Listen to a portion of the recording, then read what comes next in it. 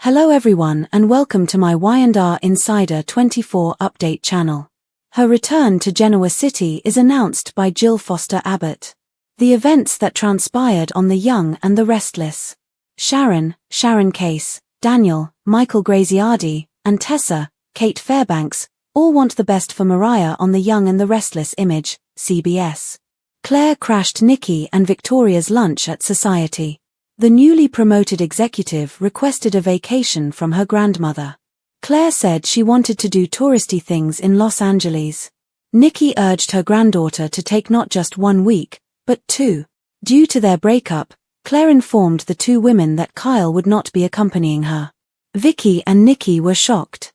Claire assured Nikki that Kyle had not done anything wrong.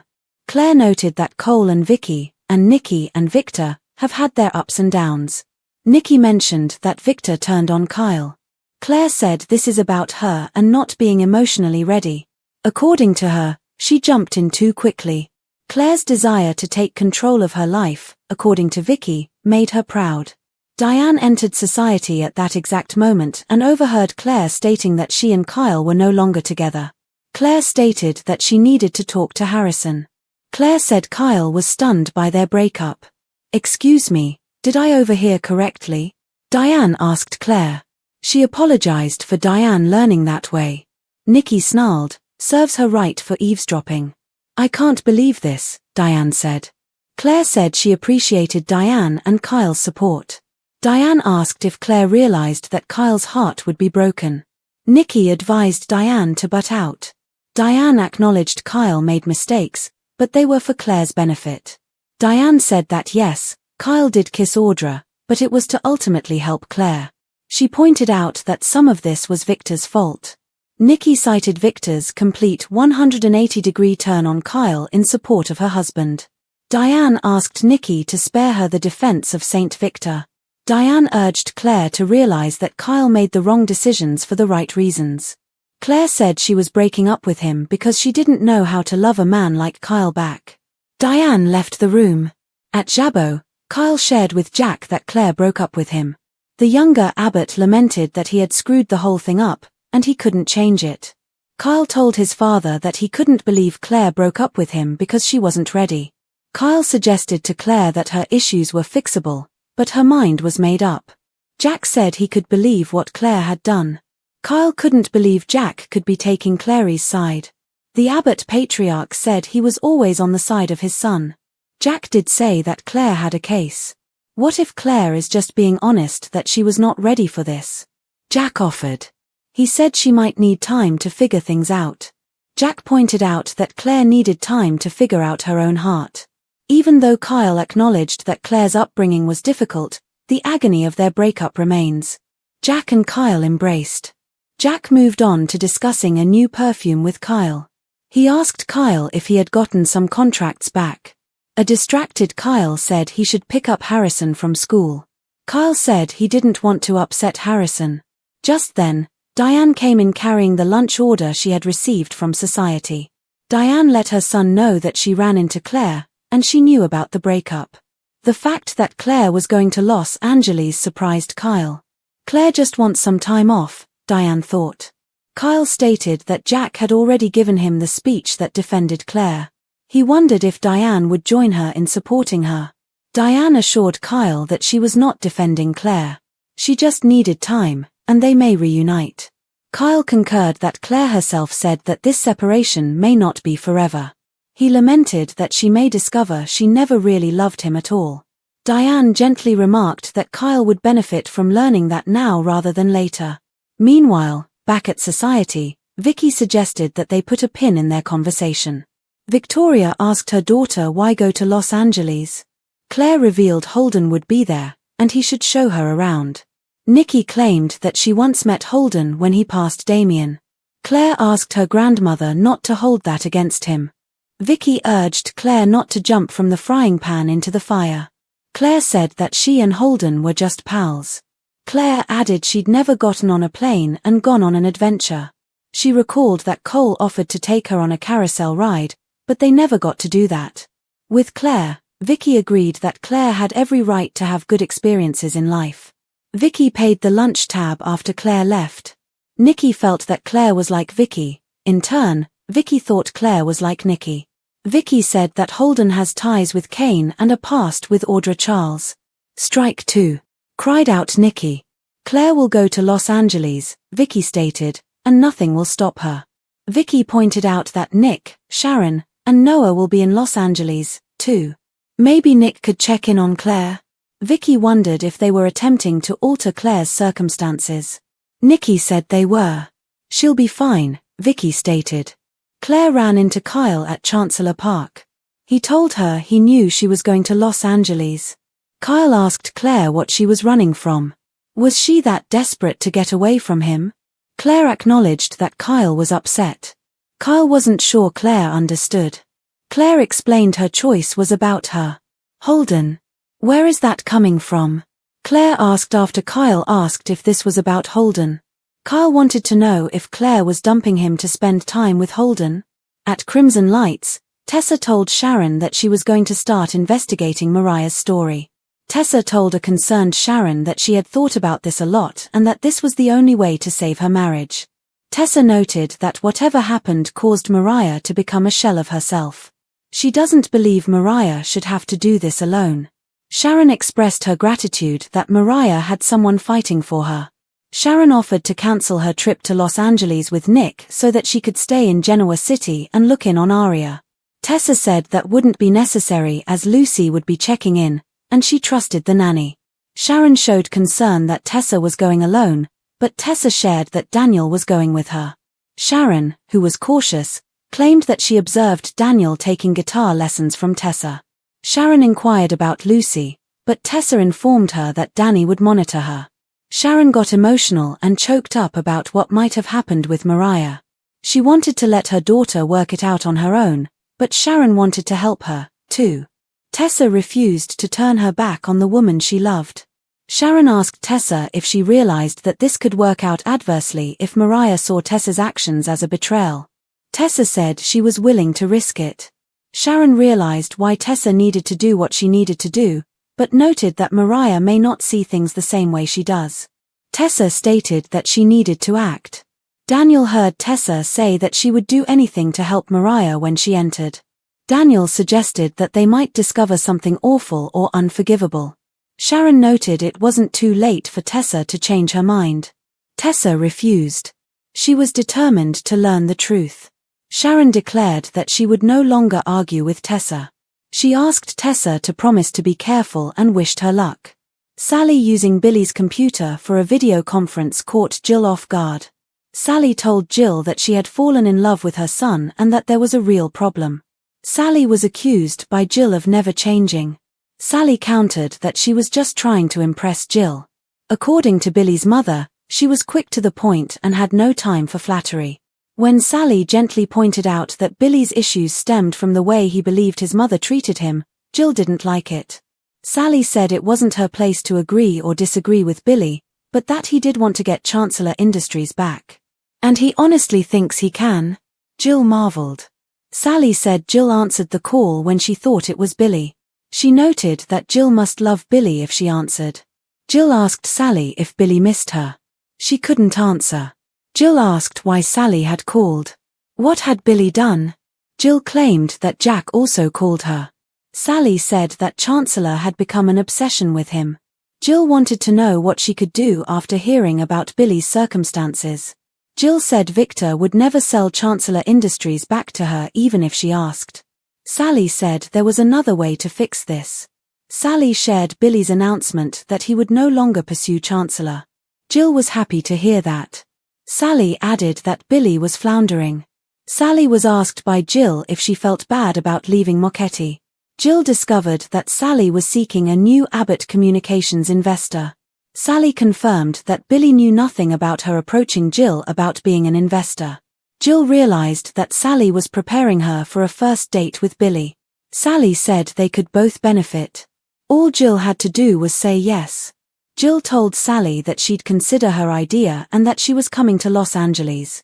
They could discuss things further. Sally received a compliment from Jill, who said that she now recognizes Billy's attraction. Why didn't Claire tell Kyle the whole reason for the break? What transpired on The Young and the Restless on Monday? Kyle was devastated that Claire broke up with him on The Young and the Restless. Image, CBS. After weeks of watching Kyle beg Claire like a whimpering puppy to take him back, Claire finally put us out of our misery on Monday's episode of The Young and the Restless. The return of Jill, Claire's escape, and the fallout for Genoa City.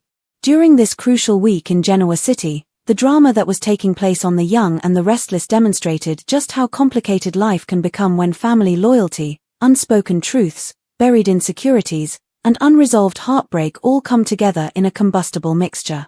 The surprise announcement of Jill Foster Abbott's return to Genoa City, Claire Grace Newman's shocking decision to break up with Kyle Abbott, and the repercussions of those choices for multiple families and business empires formed the show's central theme. Beneath the surface of these stories ran the familiar current of Y&R, powerful people forced into personal reckonings, forced to balance ambition and vulnerability while never quite revealing all of their truths. One of those stretches of storytelling that reminds fans of why Genoa City is the soap universe's most enduring crossroads was created by the characters' ability to navigate these entanglements with layers of pride, regret, and stubbornness, as they have always done. When Jill declared that she was coming home, the ripple effect was immediate and undeniable. Jill's presence has always carried a weight of authority and disruption. She is a matriarch who can shape destinies simply by showing up and demanding answers. Her announcement was laced with both a sense of unfinished business and a determination to take control of a situation that had spiraled beyond her influence. It was not just about her family's legacy, it was also about Billy Abbott's battles within himself, Sally Spectra's daring new entrepreneurial plans, and Victor Newman's long shadow over Chancellor Industries. Jill sensed she was needed. And when Jill is in need, she doesn't just quietly return. Instead, she storms into town prepared to hold those responsible accountable. Meanwhile, the fragile romance between Claire and Kyle shattered under the weight of emotional honesty, miscommunication, and unhealed wounds. At Society, Claire told Victoria and Nikki that she and Kyle had broken up. Her family's stunned reaction showed how unexpected the decision seemed. Nikki's instinct was to protect and probe, wondering if Kyle had wronged her granddaughter, but Claire took responsibility for the breakup. In her own words, she wasn't emotionally ready for the kind of relationship Kyle wanted. She had jumped in too quickly, her eagerness to claim normalcy and stability overshadowing the deeper truth that she hadn't yet learned how to fully love a man like Kyle in return. Claire's mental state was revealed in a number of layers by this admission. Her upbringing, marked by disconnection, manipulation, and the endless tug-of-war of Newman family history, had left scars that couldn't be erased simply by falling into Kyle's arms. Her words, while heartbreaking, reflected a kind of growth and unwillingness to keep pretending for the sake of appearances. For once, Claire chose brutal honesty over quiet accommodation. But honesty often hurts more than deception. When Diane overheard the conversation and confronted Claire, the entire emotional dynamic exploded. Diane's instinct to defend Kyle, to shield her son from heartbreak, came into direct conflict with Nikki's sharp tongue and protective stance over her granddaughter. Diane emphasized to everyone that Kyle's missteps, such as kissing Audra, were rooted in his attempt to assist Claire rather than betray her. Nikki, unwilling to tolerate another defense of Kyle, countered with biting wit, reminding Diane that she had eavesdropped and brought this confrontation upon herself. What happened in Society was more than just the explanation of a breakup, it was also a generational conflict, with mothers and grandmothers defending the people they loved while never quite recognizing the raw truth. Claire was afraid of love, and Kyle's devotion was both a gift and a burden she wasn't ready to carry. Kyle's devastation afterward was almost unbearable to watch. He admitted the extent of his agony in his father Jack's office at Jabot. Kyle couldn't believe Claire's explanation that it was about her emotional unreadiness because to him, love was supposed to be about overcoming obstacles together.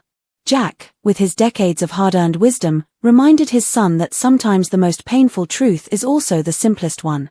Claire wasn't ready, and nothing Kyle did could change that. In a moment of tenderness, father and son embraced, though the ache in Kyle's eyes betrayed how little comfort those words provided. For Kyle, it wasn't about accepting Claire's reasoning, it was about losing the dream he had built with her, and the growing fear that maybe she had never truly loved him in the first place. Naturally, business interfered with Kyle's grief as well. Jack attempted to steer the conversation back toward Jabbo's fragrance line, only to find his son distracted and unfocused. Diane soon arrived with food and more subtle reassurances. She attempted to strike a balance between protecting Kyle from further suffering and defending Claire's right to self-discovery, suggesting that time apart might not be permanent. But Kyle's insecurity gnawed at him. He feared that Claire's time apart was really the beginning of her realizing she never truly cared for him. Diane, in her gentle yet pragmatic way, reminded her son that it was better to face that truth now than invest more years into a love destined to fail. Back at society, Victoria and Nikki debated Claire's next move. Her sudden plan to vacation in Los Angeles sparked concern. Nikki feared she was running from her problems, while Victoria worried about the company she might keep. Suspicion was stoked by the mention of Holden Novak, formerly known as Damien. Citing Holden's shady connections to Kane and his involvement with Audra Charles, Nikki practically hissed her disapproval. Victoria warned Claire against leaping from one fire into another, but Claire remained adamant. Holden was just a friend, and she deserved the chance to experience something joyful, something unplanned. She wanted an adventure for the first time. The generational echoes were poignant. Nikki observed that Claire reminded her of Victoria in her youth, while Victoria countered that Claire had more in common with Nikki. Whether they knew it or not, both women acknowledged that Claire was a Newman from the start. She was obstinate, determined to write her own story, even if it meant courting danger. And perhaps that was what unsettled them most. Seeing themselves in Claire meant reliving their own regrets. The emotional entanglements were not limited to Claire's narrative. At Crimson Lights, Tessa embarked on her own mission to help Mariah, determined to uncover what trauma had turned her wife into a shadow of herself. Tessa's investigation might feel like a betrayal, Sharon, always the cautious mother, warned. However, Tessa, who was fiercely loyal, refused to sit around. She was willing to risk Mariah's anger if it meant saving her marriage. Daniel's involvement added another layer, his supportive yet watchful presence offering Tessa both partnership and a mirror to her own determination. This storyline is deeply rooted in the enduring themes of Y&R, love tested by secrecy, devotion weighed against autonomy, and the lengths people will go to protect the ones they love, as evidenced by Sharon's tearful worries. After that, Jill's unexpected confrontation with Sally Spectra signaled her return. Two powerful women circled one another with equal parts suspicion and reluctance to admire one another, and their conversation was lively. Sally's boldness in using Billy's computer to directly pitch Jill was bold, but it got Jill's attention. Sally admitted her love for Billy while also presenting a business proposition, an investment in Abbott Communications, a way to bridge Jill's complicated relationship with her son while giving both women leverage against Victor's holdover chancellor. Jill, sharp as ever, saw through the flattery, but she also saw opportunity. She was reminded of Sally's youthful determination, hungry, strategic, and willing to take risks that others would shy away from. Jill didn't respond right away, but she said she would think about the proposal in Los Angeles, indicating that her return to Genoa City wouldn't be quiet. And so, the canvas of Genoa City was filled with shifting dynamics. Kyle grieving a love lost, Claire determined to find herself through escape, Nikki and Victoria torn between protectiveness and resignation, Tessa digging into Mariah's past with Daniel's help, Sharon balancing worry with reluctant support, and Jill preparing to reassert her influence over both her family and the business landscape. Every storyline intersected, echoing the series' enduring theme. No matter how much its characters strive for independence, Genoa City binds them together in ways they cannot escape. What made this particular arc so compelling was the contrast between words spoken and truths withheld. Despite telling Kyle that she wasn't ready, Claire kept the full reason for her breakup a secret. Was it truly about emotional unreadiness, or was there a deeper fear of becoming entangled in the cycles of betrayal and compromise she had seen in her family? Was Holden part of the equation, even if only subconsciously? Kyle was devastated and forced to confront unanswered questions as a result of Claire's refusal to disclose the whole truth. That decision kept the door open for future storylines, reconciliation, betrayal, or perhaps Claire forging a path entirely separate from Kyle.